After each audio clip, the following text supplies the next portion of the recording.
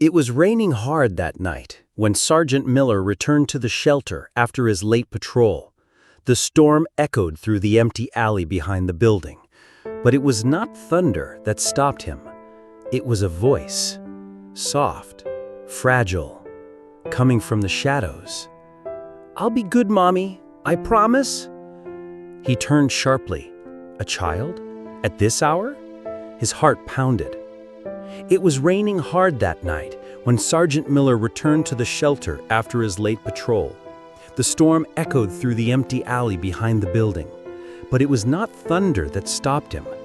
It was a voice, soft, fragile, coming from the shadows. "I'll be good, Mommy, I promise." He turned sharply. A child? At this hour? His heart pounded. A tiny girl, no older than 6, was crouched beside a dumpster. Her dress was torn, her arms wrapped tight around her knees. Soaked in rain, shivering, whispering to someone who wasn't there. "Where's your mother?" Miller knelt slowly. She flinched, then looked up, eyes wide, red from crying. But she said nothing, only clutched a faded stuffed bear to her chest. "Hey, it's all right. I'm a soldier. You're safe now," he said softly, holding out his hand. She didn't move. Then she whispered again, "Don't tell Mommy I talked, please. I'll be good." Those words hit him like a bullet. Something was wrong, deeply wrong. He wrapped her gently in his coat and called for backup. "I've got a child, alone, possibly abandoned or abused, need immediate assistance." Still, the girl kept her head low, silent, terrified. Inside the van, as they dried her off, she finally spoke. One sentence. She said if I was bad again, she'd leave me here forever. The team exchanged glances, concern turning into dread. Sergeant Miller had rescued children in war zones.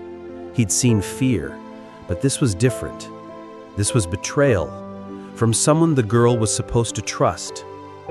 As the paramedics arrived, the girl grabbed his sleeve and asked him, "Will you come with me?" He nodded, every step. What they discovered in the hours that followed would haunt everyone involved, and the little girl's whispered apology would soon make national headlines. She sat quietly on the hospital bed, eyes locked on the corner of the room where no one stood. Nurses moved gently, checking her vitals, but Emily didn't flinch. She hadn't asked for food, not even water, just silence. Sergeant Miller stayed nearby, not by duty, but because he could not leave her.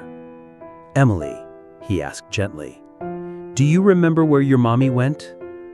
She hesitated, then whispered, "She said I ruined everything." "What did you ruin, sweetheart?" Emily didn't answer. She pulled her bear tighter. Later, a social worker entered, her face pale. She told Miller, "We ran her fingerprints. She's been reported missing twice." "Twice?" "Yes, once last year, another time just 3 months ago. Both times, the mother refused to cooperate when authorities questioned her," said Emily wanders off, but CPS never followed up. Miller's jaw clenched. Emily's fragile whisper suddenly made sense.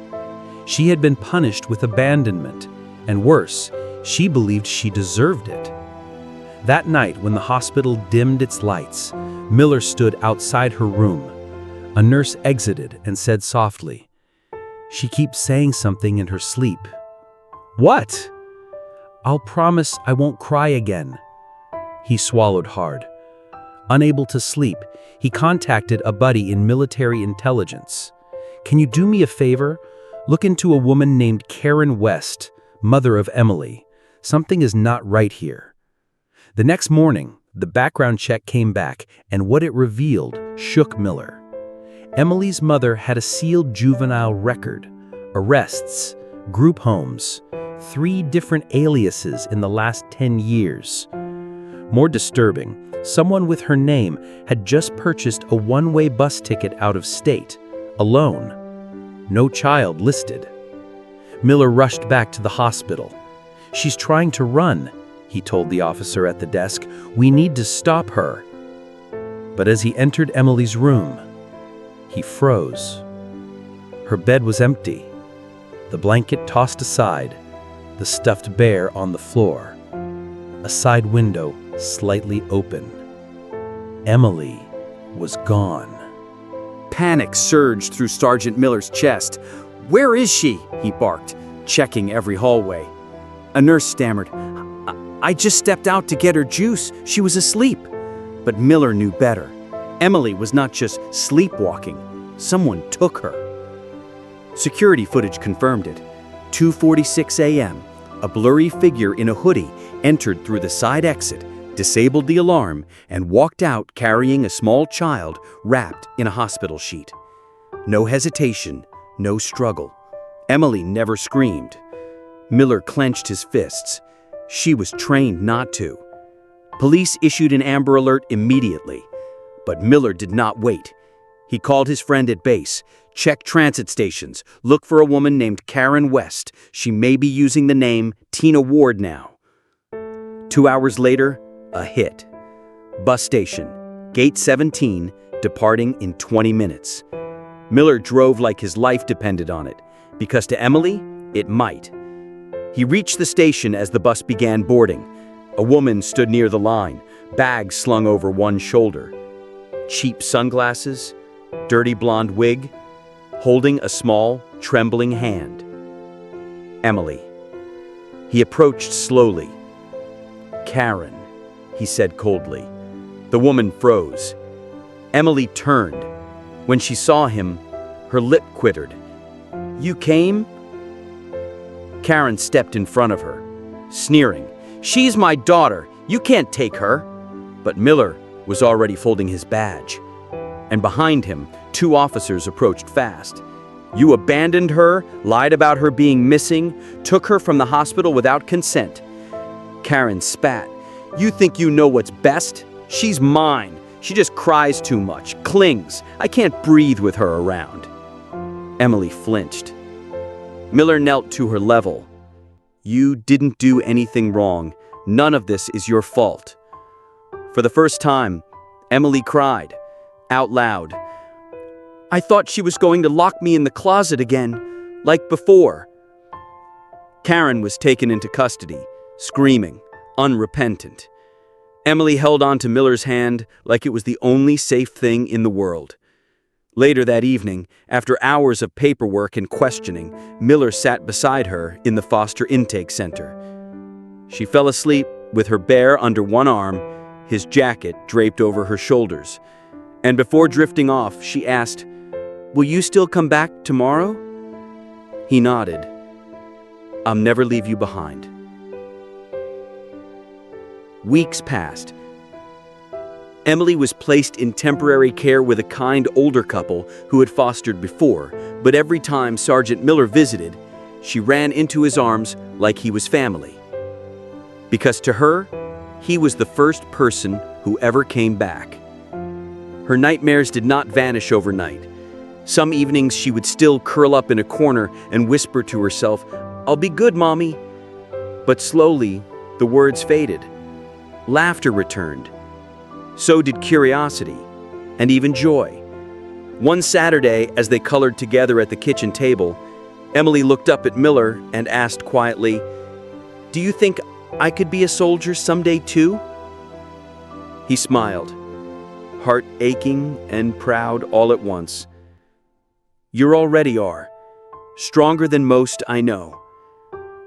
He began the paperwork to apply as her legal guardian. He had no children of his own, never imagined himself a father, but now he could not imagine his life without her. During the final hearing, the judge looked at him and said, "Are you prepared to raise her?" Miller looked at Emily, who was holding her bear and wearing a little backpack she had decorated with stars. "I'm prepared to never let her feel forgotten again." The gavel came down. It was official. From that day forward, Emily had a new last name and a new beginning. Years later, at a school ceremony, Emily stood on stage, now a confident young girl, reading a short essay titled, "My Hero." She began, "He heard me when no one else did. I thought I was invisible. I thought I was too broken, but he didn't leave. And because of that, I am not afraid anymore." In the audience, Sergeant Miller wiped a tear, proud beyond words.